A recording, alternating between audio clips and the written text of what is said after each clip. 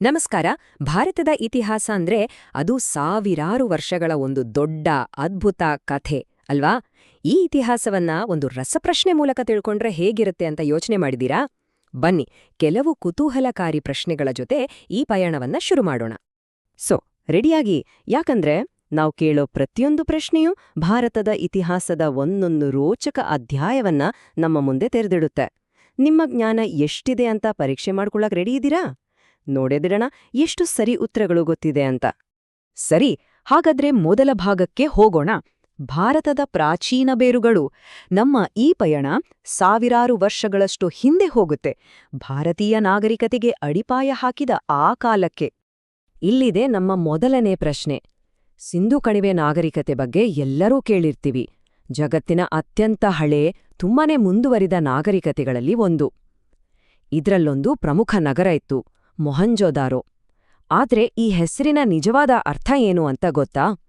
ಅದ್ರ ಹಿಂದೆ ಒಂದು ದೊಡ್ಡ ರಹಸ್ಯನೇ ಅಡಗಿದೆ. ಸರಿಯಾದ ಉತ್ತರ, ಸತ್ತವರ ದಿಬ್ಬ. ಇದು ಆ ಕಾಲದ ಅತಿ ದೊಡ್ಡ ನಗರ ಕೇಂದ್ರಗಳಲ್ಲಿ ಒಂದಾಗಿತ್ತು. ಅಷ್ಟೇ ಅಲ್ಲ, ಅದರ ವ್ಯವಸ್ಥಿತ ನಗರ ಯೋಜನೆಗೆ ಸಿಕ್ಕಾಪಟ್ಟೆ ಹೆಸರುವಾಸಿಯಾಗಿತ್ತು ಅಲ್ವಾ? ಒಂದು ಹೆಸರು ಇಡೀ ನಾಗರಿಕತೆಯ ರಹಸ್ಯವನ್ನ ತನ್ನೊಳಗೆ ಹೇಗೆ ಬಚ್ಚಿಟ್ಕೊಂಡಿದೆ ಅನ್ನೋದಕ್ಕೆ ಇದೊಂದು ಪರ್ಫೆಕ್ಟ್ ಉದಾಹರಣೆ. ಓಕೆ, ಮುಂದಿನ ಪ್ರಶ್ನೆಗೆ ಹೋಗೋಣ. ಪ್ರಾಚೀನ ಭಾರತದ ಇತಿಹಾಸವನ್ನು ಕಟ್ಟಿಕೊಡೋಕೆ ವಿದೇಶಿ ಪ್ರಯಾಣಿಕರ ಬರಹಗಳು ಬಹಳಾನೇ ಮುಖ್ಯ. ಅವರಲ್ಲಿ ಗ್ರೀಕ್ ರಾಯಭಾರಿ ಮೆಗಾಸ್ಥೆನೀಸ್ ತುಂಬಾನೇ ಪ್ರಮುಖ.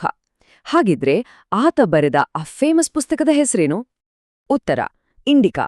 ಮೌರ್ಯ ಸಾಮ್ರಾಟ ಚಂದ್ರಗುಪ್ತನ ಆಸ್ಥಾನದಲ್ಲಿದ್ದ ಮೆಗಾಸ್ಥೆನೀಸ್ ತನ್ನ ಇಂಡಿಕಾ ಪುಸ್ತಕದಲ್ಲಿ ಆ ಕಾಲದ ಆಡಳಿತ, ಸಮಾಜ, ಆರ್ಥಿಕತೆ ಹೀಗೆ ಎಲ್ಲದರ ಬಗ್ಗೆನೂ ತುಂಬಾನೇ ಅಮೂಲ್ಯವಾದ ವಿವರಗಳನ್ನ ಕೊಟ್ಟಿದ್ದಾನೆ. ಈಗ ಈ ಟೈಮ್ಲೈನ್ ಅನ್ನ ಒಮ್ಮೆ ನೋಡೋಣ. ಸುಮಾರು ಕ್ರಿಸ್ತಪೂರ್ವ 2500ರ ಸಿಂಧೂ ಕಣಿವೆ ನಾಗರಿಕತೆಯಿಂದ ಹಿಡಿದು ಕ್ರಿಸ್ತಪೂರ್ವ 322ರ ಮೌರ್ಯ ಸಾಮ್ರಾಜ್ಯ ಮತ್ತೆ ಕ್ರಿಸ್ತಶಕ 335ರ ಗುಪ್ತರ ಸುವರ್ಣಯುಗದವರೆಗೆ.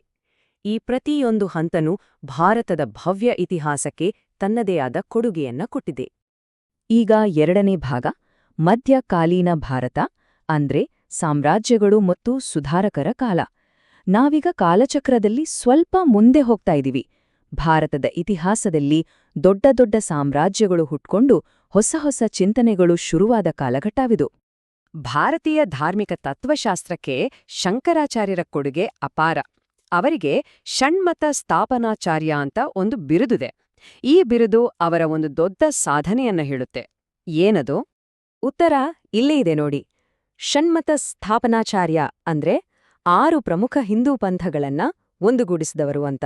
ಶಿವ, ವಿಷ್ಣು, ಸೂರ್ಯ, ಗಣೇಶ, ಕುಮಾರ ಮತ್ತು ಶಕ್ತಿ.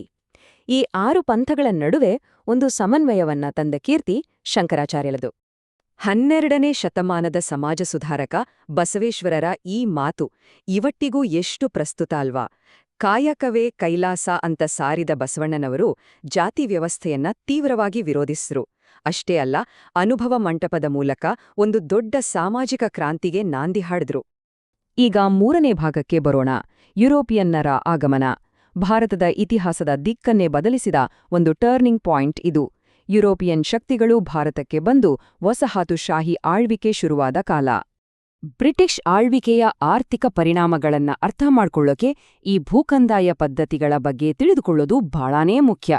ಯಾಕಂದ್ರೆ ಇದು ಭಾರತದ ರೈತ ಸಮುದಾಯದ ಮೇಲೆ ಸಿಕ್ಕಾಪಟ್ಟೆ ಪರಿಣಾಮ ಬೀರಿತು. ಆ 3 ವ್ಯವಸ್ಥೆಗಳು ಅಂದ್ರೆ ಜಮೀನ್ದಾರಿ, ಇದ್ರಲ್ಲಿ ಜಮೀನ್ದಾರನೇ ಮಾಲೀಕ. ಇನ್ನೊಂದು ರೈತವಾರಿ, ಇದ್ರಲ್ಲಿ ರೈತನೇ ಭೂಮಿಯ ಮಾಲೀಕ. ಮತ್ತು ಕೊನೆಯದಾಗಿ ಮಹಲ್ವಾರಿ, ಇದರಲ್ಲಿ ಇಡೀ ಗ್ರಾಮವೇ ಸಾಮೂಹಿಕವಾಗಿ ತೆರಿಗೆಯನ್ನ ಕಟ್ಟುತ್ತಿತ್ತು. ಆದ್ರೆ ವಿಪರ್ಯಾಸ ಅಂದ್ರೆ ಈ ಪ್ರತಿಯೊಂದು ವ್ಯವಸ್ಥೆಯೂ ಒಂದೊಂದು ರೀತಿಯಲ್ಲಿ ರೈತರ ಶೋಷಣೆಗೆ ಕಾರಣವಾಯಿತು.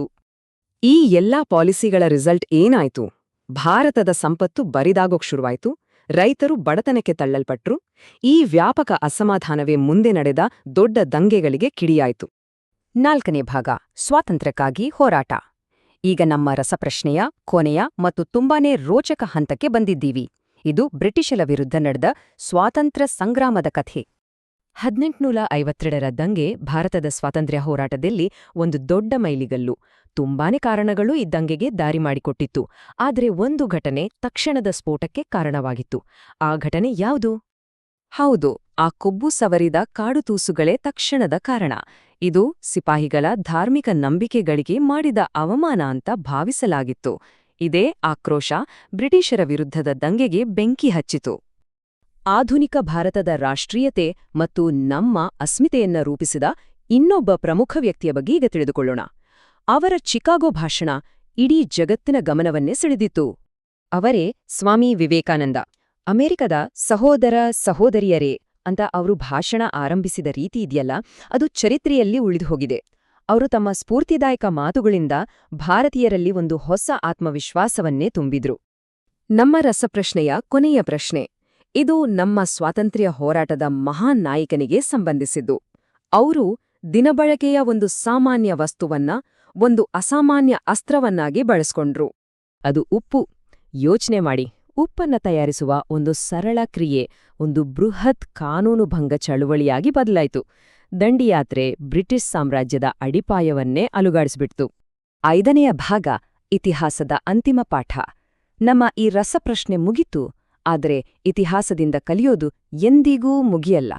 ಹಾಗಾದ್ರೆ ಈ ಇಡೀ ಪಯಣದಿಂದ ನಾವು ಕಲಿಬೇಕಾದ ಮುಖ್ಯ ಪಾಠವಾದರೂ ಏನು?